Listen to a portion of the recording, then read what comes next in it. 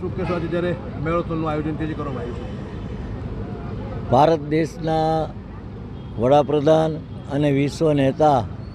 જ્યારે ભારત દેશનું લીડ કરી રહ્યા છે, સ્વદેશી ઉપર જ્યારે ભાર મૂકી રહ્યા છે, કારણ કે આપણો પૈસો આપણી પાસે જ રહે, આપણી તાકાત વધે, આપણા રૂપિયાની કિંમત વધે અને આપણા લોકોની પણ ક્રેડિટ વધે, તેવી રીતે આપણા વડાપ્રધાન ખૂબ મહેનત કરી રહ્યા છે. ત્યારે વિકાસ સપ્તાહ ઉજવાઈ રહ્યું છે, તેમાં ભાવનગર મહાનગરપાલિકા જિલ્લા વહીવટી તંત્ર દ્વારા મેરેથોન દોડનું આયોજન થયું છે, વૃક્ષારોપણ પણ થયું છે અને જેમ મેં કહ્યું તેમ આદરણીય વડાપ્રધાનશ્રીએ જીએસટીમાં પણ